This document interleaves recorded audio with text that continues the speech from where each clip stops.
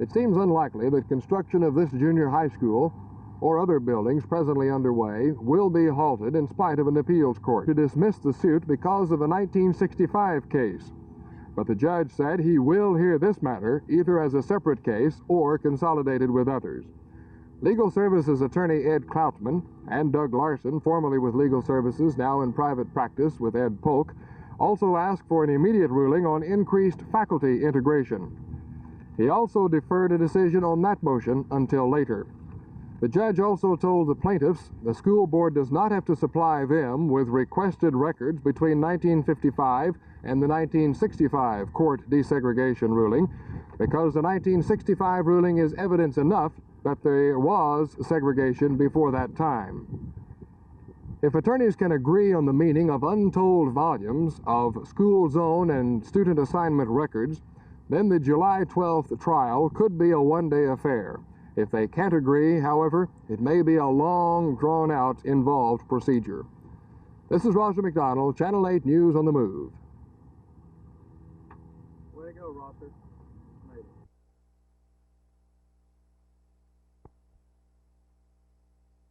Well, actually, we're trying to get in Fort Worth looking spick and span like we think it really ought to look. In other words, this is a beautification program, kind of a Operation Clean Sweep, I guess, really is what I should call it.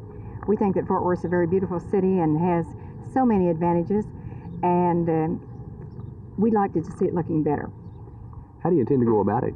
Well, number one, we're going to get all the citizens involved, but primarily we want to involve the young people. You know, they're very interested in ecology and the general appearance of the city in which they live. And we're all interested in that in particular, but we're going to involve the young people as well as the adults, but primarily the young people, in just a general cleanup campaign.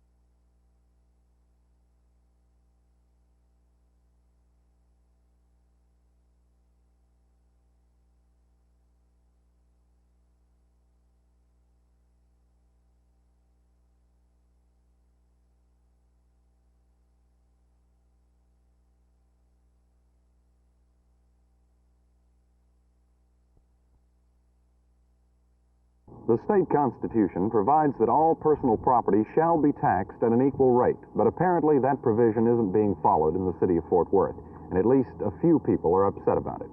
It seems that if you buy a $10,000 boat or a $10,000 automobile, you don't have to pay personal property tax on it. But if you buy an airplane for the same $10,000, you're stuck with not only a city property tax, but also a school district and a county property tax. The Fort Worth aviation community is not particularly vocal, but many members are distressed at the apparent inequity in the tax situation. Marvin Arnold, president of Flight Dynamics at Greater Southwest Airport, explained the position of the aviation businessman. The tax structure is probably at an all-time high level for the businessman, I think. And we have certain people who base their aircraft here, which do it mainly for convenience. They probably would base their aircraft at other locations, if at all possible, just to avoid the tax structure. Arnold says he's hurt by the taxing differences because if all the boat and automobile owners can protest property taxes and get away with it, it has a greater burden on him. City Aviation Director Lloyd Preston is concerned about correcting the situation because of the revenue lost to airplane owners, aviation operators, and the city of Fort Worth. Well, it's hard to measure this, but we feel there is some loss at any rate. How much it is, we don't know. Each year, well, at the end of the year, when the tax people go around and to get the tail numbers of the aircraft, well, there's a kind of an exodus of aircraft from our city-owned airports or airports within the city. They try to find some safe haven where they won't be detected, hopefully, and avoid being having to render their property, their aircraft. So during that period of time, I guess we lose some fuel sales, some tie-down fees, and some servicing. Fort Worth City Councilman John O'Neill has become involved in the tax inquiry because of the state constitutional requirement that all property be taxed and taxed at the same rate. He says it's unfair that some people bear all the taxes and others pay none. O'Neill points out that automobile owners can marshal enough political force to keep from being taxed, but airplane owners are too few in number to be able to effectively complain about the situation. The Fort Worth City Council should be looking at tax equalization in the very near future. What comes out of those deliberations should indicate whether or not any discrepancies do in fact exist. If there's found to be unfairness in the system, it'll be one step closer to correction, and general aviation in Fort Worth should show some business improvement. Jay Lewis, Channel 8 News on the Move, Greater Southwest Airport.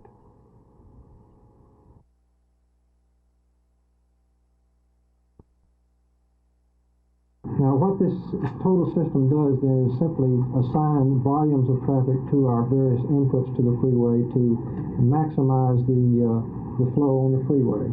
This is not a new concept. It's been in operation now for 7 or 8 years in various cities under experimental conditions. This, however, is an operational system which will be operated daily, that is weekdays, during the peak hours of flow.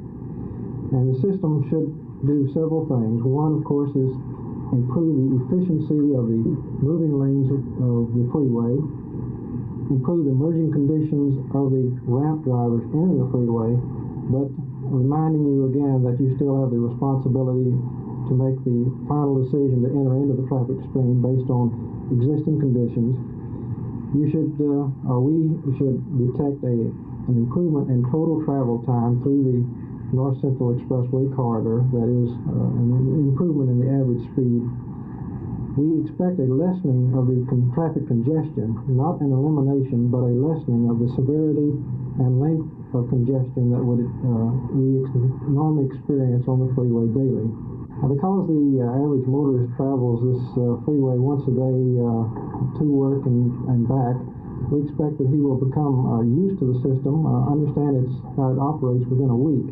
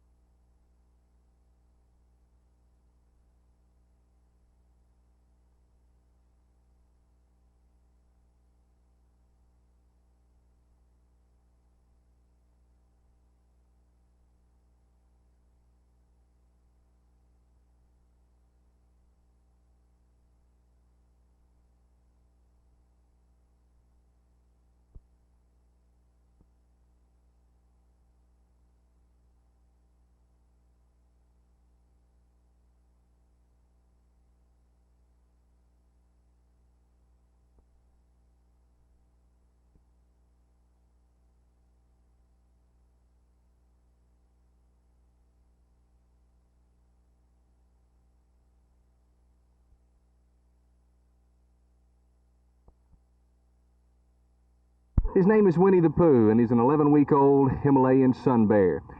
He's kind of become the mascot for Zoo Week here in Fort Worth. At his tender young age, he normally sleeps about 20 hours a day, and he's probably pretty sleepy right now. Pooh Bear, as he's most times called, will grow to be about 200 pounds. But he's just one of the many animals here at the zoo. Other new arrivals include a 4-month-old lion cub, a gift from the Fort Worth JCs who are sponsoring Zoo Week. This year, the mayor proclaimed week is really a twofold purpose. Not only is it designed to show off the zoo, but to draw special emphasis to the new African diorama. Just finished a couple of months ago, the diorama shows the animals in their natural habitat. There are no bars separating the animals from the viewers. The only protection is a 15-foot deep, 15-foot wide moat around the area filled with water. The animals are free to roam their surroundings, giving them more freedom and the viewers an unhampered look-see. Pooh Bear here is still a little bit too small for that, so he has his own private cage and a wealth of attendants and friends to look after his every need. Anything more would be just too much to bear. Jerry Park, Channel 8 News on the Move, Fort Worth.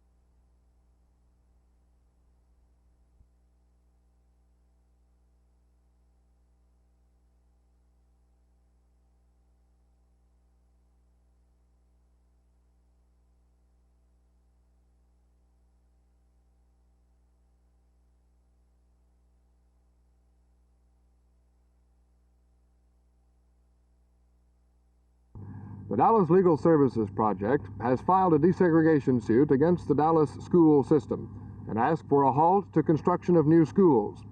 Judge William Taylor denied an injunction against construction last November, but Friday, the Fifth Circuit Appeals Court sent the case back to Judge Taylor and told him to stop construction unless the school system can show that the locations do not promote segregation. Judge Taylor conducted a hearing on motions in the case today, but this hearing had already been scheduled before the appeals court ruling, and that decision was barely mentioned today. Judge Taylor did say that he is going to have to move the case more quickly. Therefore, he set the trial date up to July 12th instead of July 26th. Meanwhile, Judge Taylor ordered attorneys for the schools, Warren Whittam and Franklin Spafford, to bring him a report by next Monday on the school's plans for construction projects in the next 30 days. And he observed that if there is a need, after seeing those plans, he could call the attorneys together the next day. But in the discussion, it seemed likely that any halt that might be considered would be on future construction starts rather than on present projects.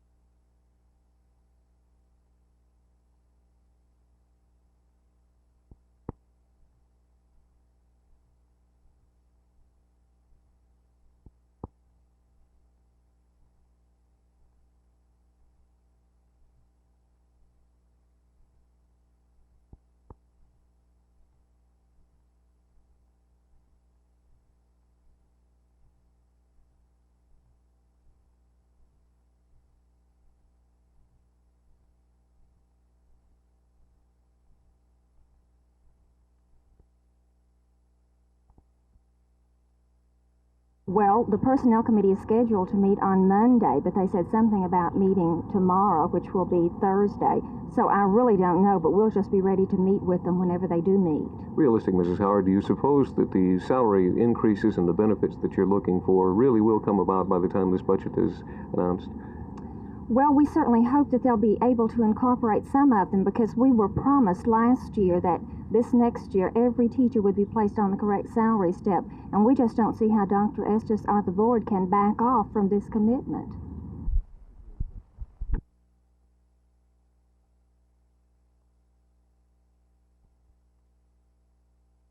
Well, I think that there was no way of actually knowing the total amount of money that might be needed to accomplish the goal.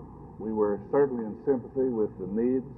We have felt that we had an organized group within the conference that had already started doing many of the things that needed to be done and had been brought to our attention. And we felt that this group, a responsible group of our committee, of our conference, could work with this group in a very creative way in the realization of these goals.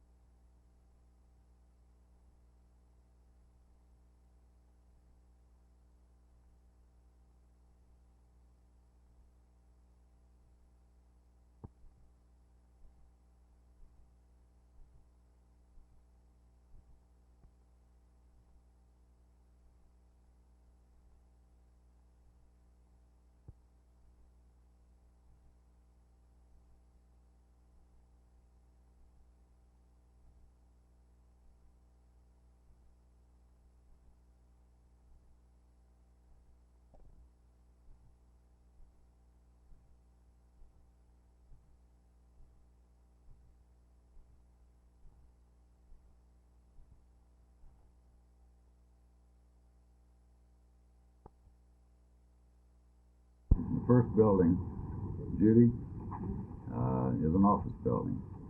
And we have designed a rather large building, over 200,000 square feet, a 9-story building, and one that we will have completed in early 1972.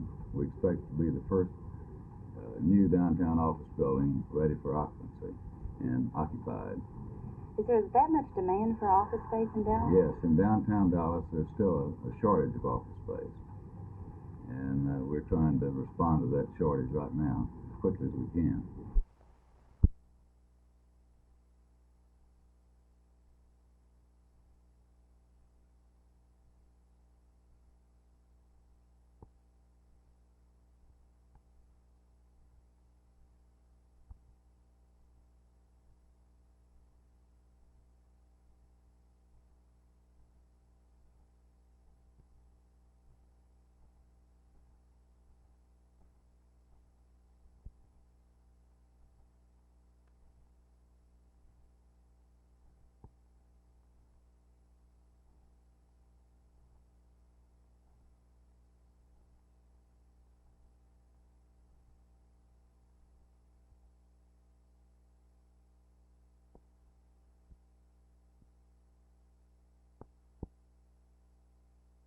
We're doing everything we possibly can to make sure that equal opportunity, true equal employment opportunity, is made available to minority groups. And in minority groups, we include many groups, the Spanish-speaking, people of Spanish-speaking backgrounds, the blacks, the women, various economically underprivileged whites. We're making sure that opportunities and knowledge of opportunities exist, that the testing instruments we use are relevant to their experience and test true potential rather than some artificial job requirements. We're seeing to it that we restructure our jobs to provide channels for upward mobility for persons who perhaps have been disadvantaged in the past and not equipping themselves fully or being able to equip themselves fully to prepare for full employment.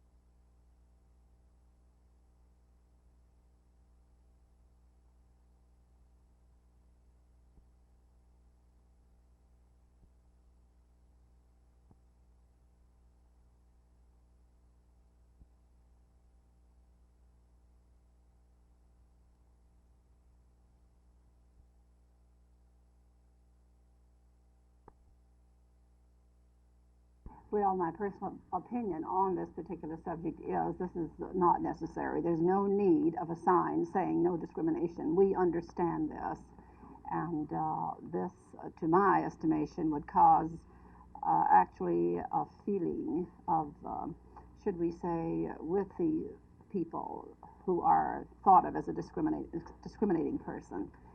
It would not really look very well. So my personal opinion is that we should not have that type of a sign. Are you saying that it's your experience that perhaps a person might even be offended by seeing such a sign? Yes, I really do. I feel that way about it personally. The order also goes along with the 1968 Fair Housing ruling in saying, of course, that people must not be discriminated against, that if a particular unit for rent is available, it must be shown to anybody who seeks to perhaps rent it. Do you find that that's a fair rule? Has there been any particular problem as a result of it? Actually, we do not have this problem in the state that I come from, which is California. We show property if it is available, and the person who is seeking the property, the client as we may call them, is interested and the property is available, why, and there is an agreement in the contract, why, that's it.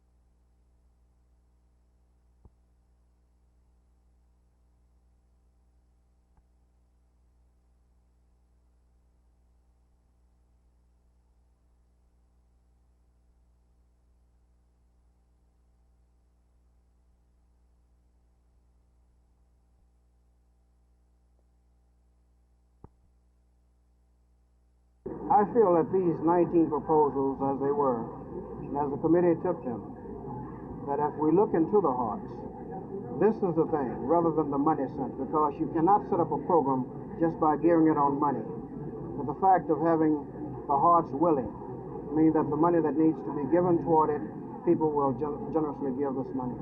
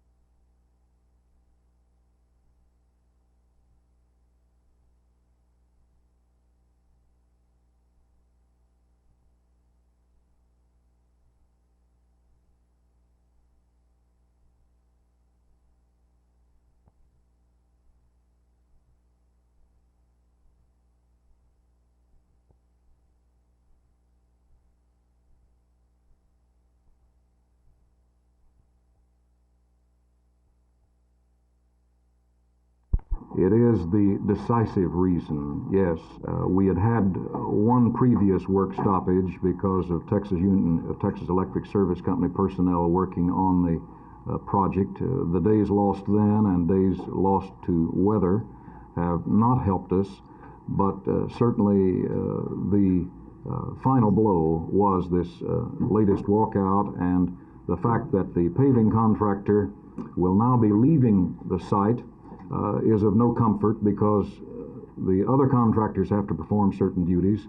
The paving contractor must then come back, and it is indicated that, again, the various trade unions will stop their work at that time. So the future work stoppages combined with this present work interruption have decided the issue.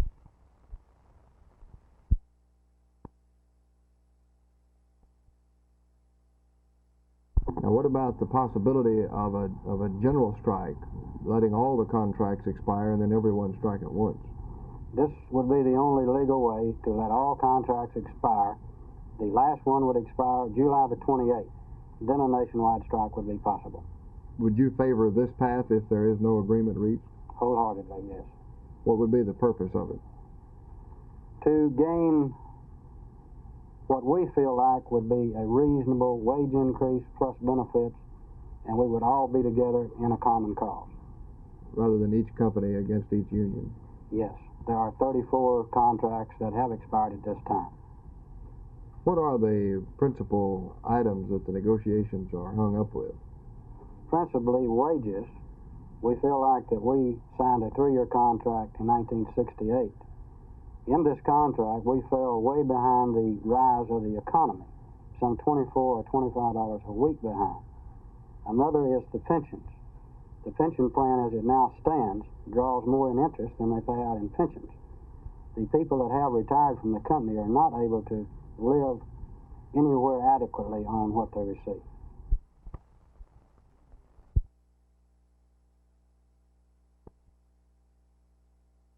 I think it's going to give Dallas something that it doesn't have, a suburban community in downtown Dallas, the best of both worlds. We are planning for the 21st century, Judy, and because we have such a large tract of land, which is unique in downtown development, we are able to plan for separation of pedestrian and automobiles and trucks, provide open spaces, provide a living environment that will enhance our downtown Dallas and give it some beauty and a place that people will want to be, a people place.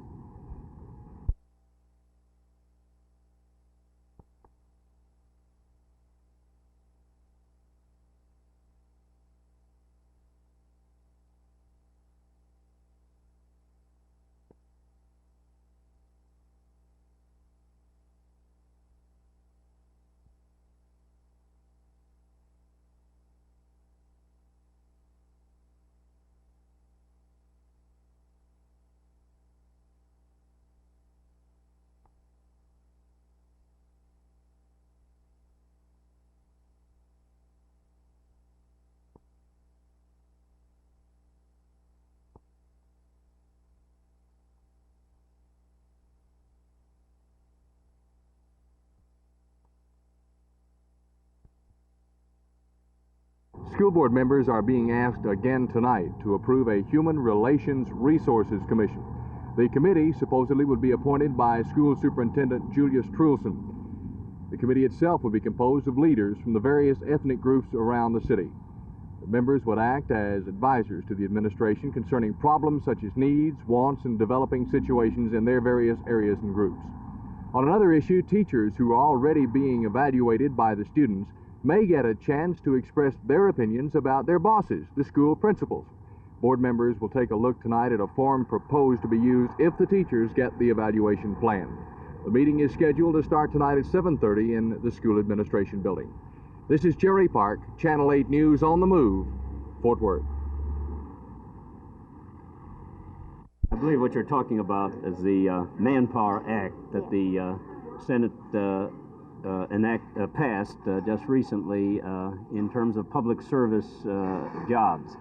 These, of course, are a matter of national policy as to whether the government will establish the means whereby the underprivileged can be trained and put to work. And I believe, without getting into the political situation as between the administration and the Congress, that the President's proposal, the executive branch proposal, is different from that passed by the Senate, and obviously we will carry out whatever act is finally passed by the Senate and approved by the President and the Congress.